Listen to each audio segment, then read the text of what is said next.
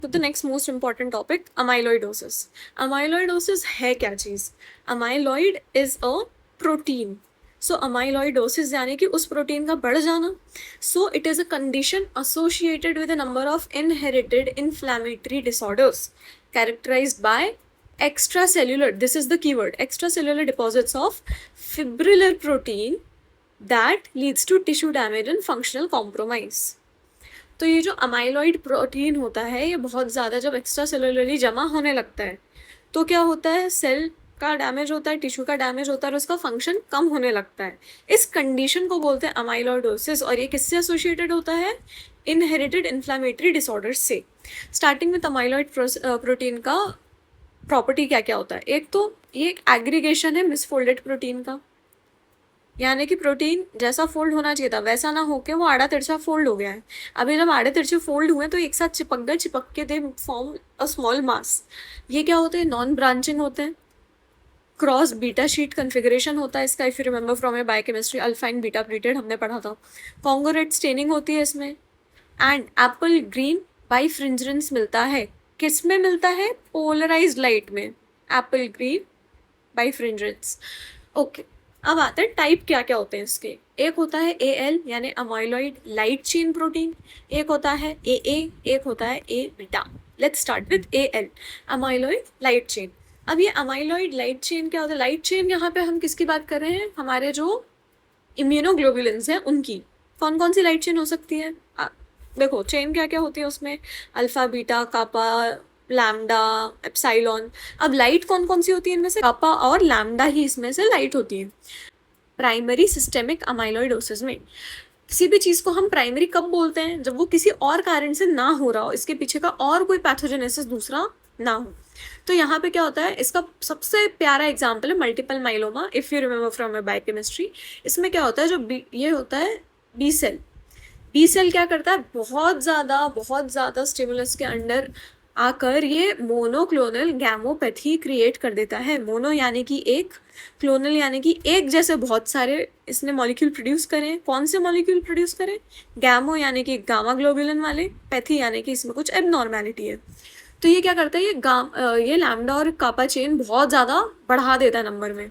अब ये क्या होता है, बहुत ज़्यादा जब कोई चीज़ बॉडी में आती है तो we want to try to break it down, लेकिन आप उतना ही ब्रेक डाउन कर सकते हो जितनी आपकी कैपेसिटी होती है बॉडी की। तो इसका क्या होता है, पार्शियल डिग्रेडेशन होता है। कहाँ कहाँ पर? मैक्रोफेज वगैरह में। और जो बच जाता है वो एग्रीगेट होके की तरह हमको यहाँ वहाँ एक्स्ट्रा सेलुलरली दिखने लगता है। Then we have AA, amyloid associated proteins. ये होते हैं सिर्फ अमाइलॉइड एसोसिएटेड प्रोटीन्स। क्या किससे निकलते हैं ये? जब हमने इन्फ्लामेशन पढ़ा था तब हमने देखा था अक्यूट फेज रिएक्टेंट नाम की कोई चीज़ थी। ये अक्यूट फेज रिएक्टेंट क्या कर रहे थे? ये मैक्रोफेज को एक्टिवेट कर रहे थे एंड उसके साथ साथ मैक्रोफेज क्या कर रहा था? IL-1 IL-6 सिक्रीट कर रहा था। ये IL-1 IL-6 के कारण क्या हो रहा है, ये जो सीरम अमाइलॉइड एसोसिएटेड प्रोटीन है इसका कॉन्सेंट्रेशन बहुत ज़्यादा बढ़ रहा है। अगेन किसी भी चीज़ का कॉन्सेंट्रेशन बहुत ज़्यादा बढ़ेगा, body will try to digest, और जो डाइजेस्ट नहीं होगा वो चिपक जाएगा, एग्रीगेट हो जाएगा। Then we have beta amyloid protein. तो अमाइलॉइड प्रिकर्सर प्रोटीन जो होता है उसका होता है प्रोटियोलिसिस। अब अमाइलॉइड प्रिकर्सर प्रोटीन ऐसा कोई सा भी प्रोटीन हो सकता है। फॉर एग्जाम्पल एल्जाइमर में टाउ टैंगल्स देखने को मिलते हैं। तो ये जो टाउ प्लेक बनता है ये बनता है अमाइलॉइड प्रिकर्सर प्रोटीन से। बहुत ज़्यादा बनने लगता है, प्रोटियोलिसिस होता है, बॉडी जो डाइजेस्ट नहीं कर पाती वो रह जाता है, यहाँ पे एग्रीगेट हो जाता है। Then we have 2 more examples of amyloid like proteins. एक है तुम्हारा TTR, ट्रांसथायरेटिन। ये होता है म्यूटेंट। ये कहाँ कहाँ मिलता है? फैमिलियल अमाइलॉइड पॉलीन्यूरोपैथी में। Then another type is beta-2 microglobulin. Now if you remember again from your biochemistry, हमने प्लाज्मा इलेक्ट्रोफेरेसिस पढ़ा था जिसमें ऐसा ऐसा कुछ बनता था। You remember ये वाला पार्ट बीच वाला? This was beta-2 macroglobulin and microglobulin. तो ये जो माइक्रोग्लोबुलिन है ये कहाँ पे मिल रहा था हमको? प्लाज्मा में। अब मान लो अगर किसी को बार बार हीमोडायलिसिस करवाना पड़ रहा है तो सीधी सी बात है ये बढ़ने लगेगा। अब ये बढ़ने लगेगा क्यों? क्योंकि किडनी इसको तो छान के निकाल नहीं पा रही है, ये सिरम में है अभी भी। अब ये बहुत ज़्यादा इकट्ठा हो जाएगा तो क्या होगा? Again it will lead to aggregation. Okay, so let's talk about pathogenesis. या तो प्रोटीन गड़बड़ बने, म्यूटेंट हो, या तो प्रोटीन बहुत ज़्यादा बने। दोनों ही केसेस में एबनॉर्मल फोल्डिंग होती है। अब ये जो एबनॉर्मल फोल्डिंग होती है ये इसको बना देती है प्रोटीन को इनसॉल्युबल, और ये इनसॉल्युबल होने के बाद जो है फाइब्रिल्स के तौर पे इकट्ठा होकर क्लम्प हो जाते हैं। या तो ये, या फिर बॉडी इसको डाइजेस्ट करे, और जितना डाइजेस्ट ना हो वो फिर से एग्रीगेट बन जाए। On to classification. अब इसके दो टाइप के क्लासिफिकेशन होता है, एक तो होता है एक्सटेंट और एक होता है कॉज। तो हम जो है पहले कॉज वाला कर लेते हैं। कॉज क्या हो सकता है, या तो खुद के कारण हो प्राइमरी, या किसी दूसरे प्रोसेस के कारण हो रहा हो सेकेंडरी। प्राइमरी का एग्जाम्पल हमने पीछे क्या पढ़ा था, मल्टीपल माइलोमा, इसमें कौन सी चेन मिल रही थी, लाइट चेन। सेकेंडरी में क्या था, रिएक्टिव सिस्टेमिक अमाइलोइडोसिस, इसमें क्या मिल रहा था, अमाइलॉइड एसोसिएटेड प्रोटीन।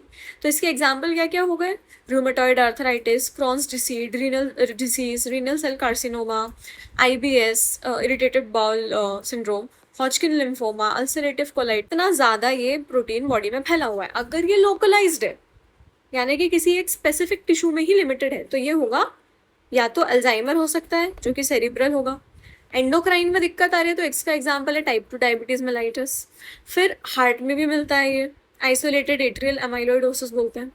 अगर सिस्टेमिक हो रहा है तो सिस्टेमिक अगेन प्राइमरी सेकेंडरी हो सकता है, और हीमोडायलिसिस एसोसिएटेड हो सकता है, जहाँ पे हमें कौन सा वाला प्रोटीन ज़्यादा मिल रहा था, β2 माइक्रोग्लोब्यूलिन, अभी पढ़ा था राइट।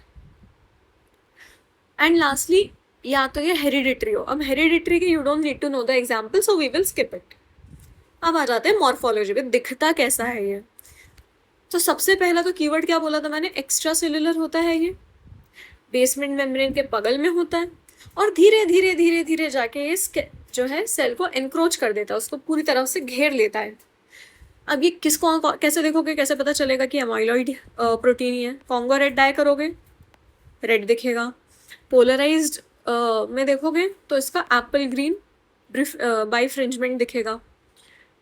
सबसे पहला है किडनी, बेसमेंट मेम्ब्रेन के आसपास होगा।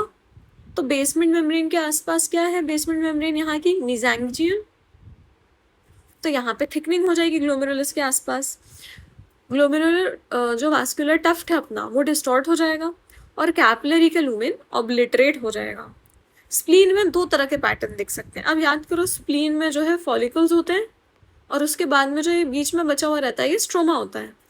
तो अगर सिर्फ फॉलिकल में हो रहा है तो उसको हम बोलते हैं सागो स्प्लीन। सागो यहाँ पे मीनिंग है इसका साबूदाने, सागो सीड्स। तो ये ऐसे ऐसे ऐसे ऐसे स्टपोइका ग्रैन्यूल्स की तरह दिखते हैं। कब दिखेंगे, जब ये सिर्फ और सिर्फ फॉलिक्यूल्स में होंगे, करेक्ट। एक होता है लार्डेशियस स्प्लीन। लार्डेशियस का मतलब होता है मैप लाइक। अब मान लो ये तुम्हारा स्प्लीन है, इसमें यहाँ जितने जितने फॉलिकल्स थे वो छोड़ के पूरे में जो है आपको अमाइलॉइडोसिस दिख रहा है, तो ये थोड़ा मैप जैसा नहीं बन गया अजीब सा। Then we have liver. Liver में कौन सा स्पेस जाता है, space of Disse. In heart यहाँ पे जो है सब फोकल एंडोकार्डियल एक्यूमुलेशन होता है बिटवीन मायोकार्डियल फाइब्रिल्स। तो अब दिक्कत क्या होती है इससे, अब मान लो यहाँ ये तुम्हारा फाइबर है, और यहाँ पे अमाइलॉइडोसिस वाला प्रोटीन इकट्ठा हो गया है। अभी यहाँ पे प्रेशर बना रहा है ना इस पे, ये प्रेशर के कारण क्या होगा, हमने अभी सेल अडेप्टेशन में पढ़ा है, प्रेशर एट्रोफी होगी, और इसके कारण एक और चीज़ क्या होगी, कंडक्टिव सिस्टम को हार्म होगा। क्लिनिकल फीचर्स इसके वैसे तो नॉन स्पेसिफिक होते, स्टार्टिंग में थकान रहेगी, चक्कर आएंगे, लाइट हेडेडनेस होगी, वेट लॉस होगा, कोई बहुत स्पेसिफिक नहीं होता है। डिपेंडिंग ऑन किस ऑर्गन में किस एक्सटेंट तक वो जमा हो चुका है, then we get are clinical features. तो रीनल में होगा तो प्रोटीन यूरिया होगा, रीनल फेलियर हो सकता है, यूरेमिया हो सकता है, नेफ्रोटिक सिंड्रोम हो सकता है। कार्डियक में इंसीडियस कंजेस्टिव हार्ट डिसीज हो सकता है, कार्डियोमायोपैथी की तरह दिख सकता है। वैस्कुलर में जो है फ्रेजिलिटी बढ़ जाती है जिसके कारण सडन ब्लीडिंग होती है। इसका prognosis is usually very poor. और डायग्नोसिस कैसे करते हैं अपन, हिस्टोलॉजिकल प्रेजेंटेशन पे, पोर बायोप्सी लेके and laser capture microdissection से।